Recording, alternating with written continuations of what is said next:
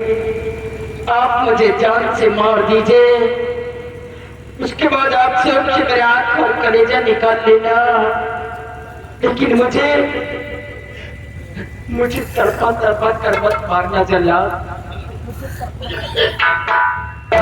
ठीक है, आखिरी वक्त मरने से पहले हम तेरी ख्वाहिश जरूर पूरा करेंगे और सबसे पहले हम तेरा सर गरम करेंगे, उसके बाद आंख और कलेजा निकालेंगे।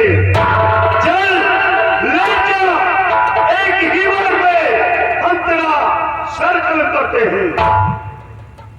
हेलो, ये आ गए रामेश्वर, ग्राम बिशुनखेड़ा, तहसील पुरवा, जिला उन्नाव। इनकी ओर से सीन पर 50 रुपए का पुरस्कार पाने को शुक्रिया। या भगवान, मेरी माँ मुझे देख कर जीती थी, काश अगर मेरी माँ मेरी मौत की खबर सुनेगी तो वो तो जीती जी मर जाएगी।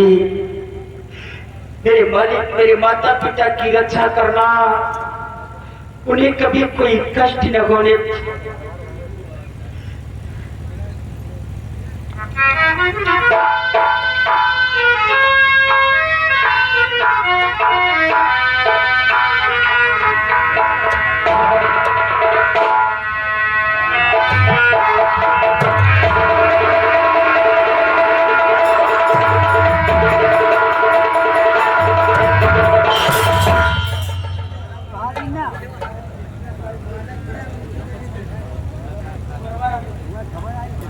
या भगवान,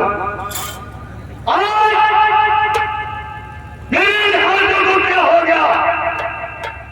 इन्हीं हाथों से सैकड़ों खून कर डाले, लेकिन आज न जाने क्यों जैसे इस लड़के को पर मैंने वार करना चाहा, मेरे हाथ कांपने लगे और मेरे हाथों की शमशीर छूट कर जाके जमीन पर जा गिरी। ऐसा लगता है कि इस लड़के के पास जैसे कि कोई दैवी शक्ति हो। नहीं, अब मैं इसे नहीं मार सकता। चल लड़के, मैंने तुझे आजाद कर दिया, अब मैं तुझे नहीं मार सकता।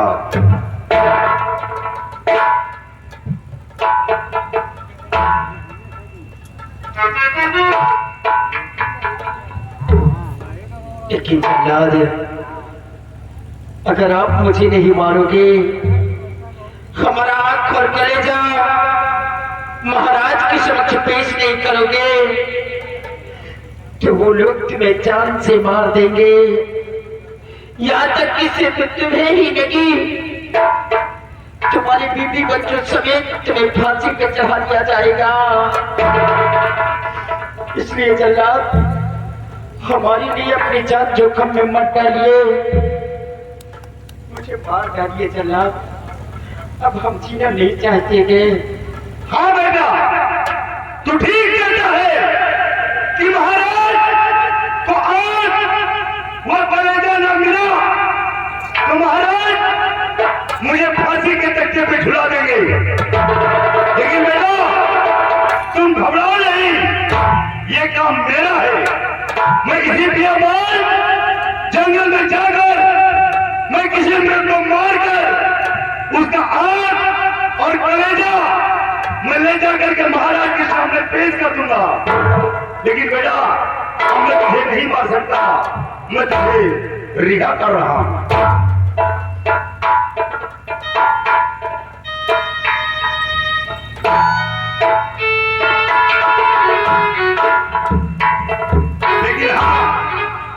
जाने से पहले मैं तुम्हें जरूर कहूंगा कि आज के बाद इस आशापुर की तरफ भूल करके अपना चेहरा नहीं दिखाना, अन्यथा तुम्हारे पकड़े गए तो तुम्हारी फांसी होना निश्चित है। लेकिन बेटा, तुम्हारे साथ साथ मेरी भी फांसी हो जाएगी, इसलिए आशापुर की तरफ दोबारा अपना चेहरा नहीं दिखाना। और मैं जा रहा हूं। जाओ बेटा।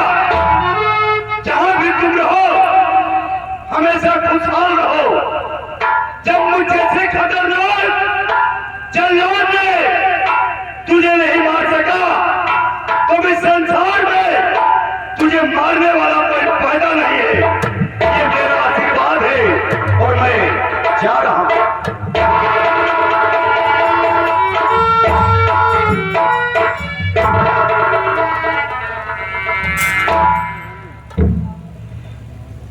मैंने तो राजकुमारी के संग में अच्छा ही किया था।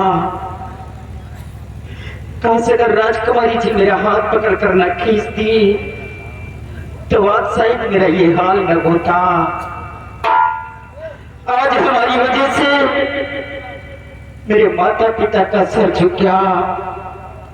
जो इस मुल्क आसाम के अंदर इतना बड़ा नाम था कि लोग मुझे मेरे पिताजी को देखते थे तो सलूट किया करते थे, लेकिन आज हमारी वजह से मेरे माता पिता के ऊपर लोग उंगलियां उठा रहे गए, उन पर थूकते हैं, तरह तरह की गालियां देते गए, सिर्फ मेरी वजह से।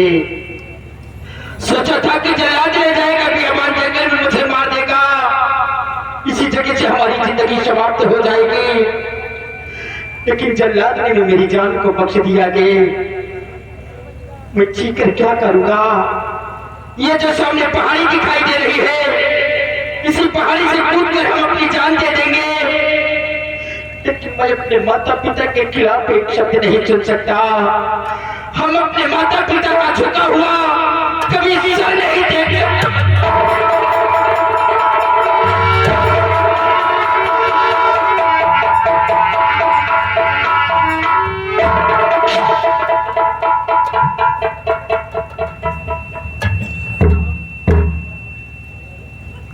लेकिन एक बात मेरी समझ में नहीं आ रहा कि आते वक्त राजकुमारी जी ने अपने हाथ से अंगूठी उतारकर मेरे हाथ में क्यों दिखाया?